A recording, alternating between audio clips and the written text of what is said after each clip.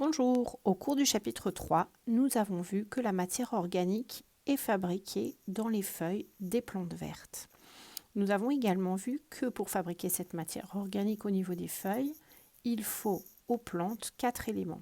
La lumière, le CO2 qui arrivent au niveau des feuilles, pas de problème.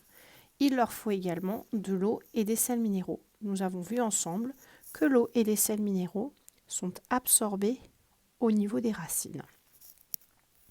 Une fois qu'elles sont absorbées, ce sont les feuilles qui en ont besoin pour fabriquer cette matière organique. Donc, cette eau et ces sels minéraux vont devoir être acheminés jusqu'aux feuilles. C'est ce que vous avez vu dans l'activité de la semaine dernière. Ils vont être acheminés jusqu'aux feuilles, puisque les feuilles ont besoin de cette eau et de ces sels minéraux pour fabriquer cette fameuse matière organique. Elles circulent dans des espèces de tuyaux qu'on appelle des vaisseaux conducteurs qui vont conduire ici l'eau et les sels minéraux. Ils s'appellent donc, ces vaisseaux conducteurs, des vaisseaux conducteurs de la sève brute, que je note SB ici, que vous noterez en entier. Vous avez la légende ici même, pour la sève brute. Maintenant, une fois que l'eau et les sels minéraux arrivent au niveau des feuilles, que va-t-il se passer ? Nous allons revenir dans un petit instant sur ce document-là. En attendant, je vais vous expliquer ce qu'il va se passer.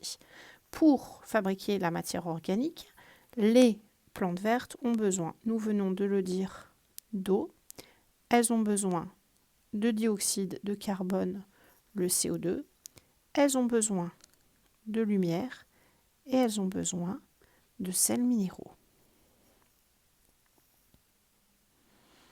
Que vont-elles faire avec tout cela ? Nous l'avons vu ensemble. Elles vont fabriquer de la matière organique. Donc ici, fabrication de matière organique. Et en parallèle à cette fabrication de matière organique, elles fabriquent un déchet qui nous est par ailleurs très utile, qui est le dioxygène. Cette réaction chimique, elle a un petit nom, vous en avez peut-être déjà entendu parler, c'est la photosynthèse. Alors, c'est un nom peut-être un petit peu barbare, mais qui a une signification très simple quand on le coupe en deux. Qu'est-ce qu'il signifie ?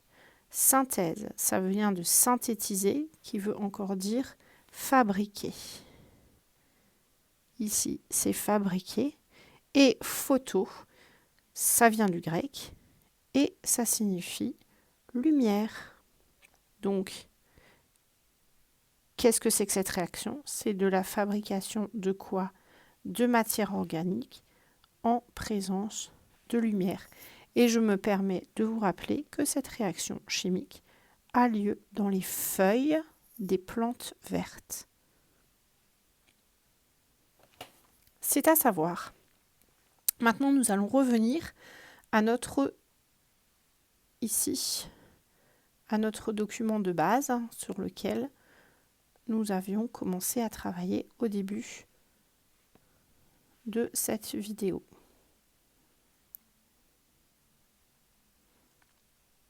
La voilà.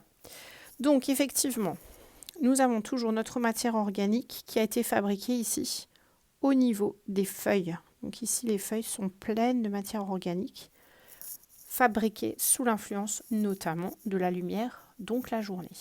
Elles sont bourrées de matière organique. Nous avons vu un exemple quand nous avons étudié la pomme de terre au début du chapitre. Les pommes de terre sont pleines d'amidon.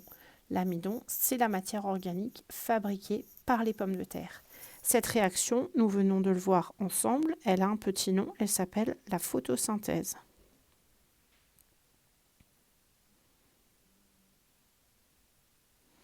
Donc vous allez pouvoir le rajouter ici. Le nom de la réaction, c'est la photosynthèse. Et que va-t-il se passer ? Qu'est-ce qu'elle va faire, la plante, de cette matière organique ? Elle va l'utiliser tous les jours pour grandir, pour fabriquer ses feuilles, pour fabriquer ses fruits, pour fabriquer ses fleurs, etc. Mais elle en fabrique toujours plus qu'elle n'en a besoin. Donc, que va-t-elle faire de ce surplus ? Eh bien, elle va le stocker. Elle va le stocker où ? Elle va le stocker dans ce qu'on appelle les fameux organes de stockage. Et comment cette matière organique ici circule-t-elle des organes où elle est fabriquée, c'est-à-dire les feuilles, vers les organes de stockage? Et bien tout simplement par la circulation dans des vaisseaux conducteurs de matière organique qui constitue ce qu'on appelle la sève élaborée que vous avez ici en légende. Voilà, j'espère vous avoir apporté un petit plus quant au remplissage de ce schéma. Si vous avez des questions, n'hésitez pas à me contacter. Bon courage à tous.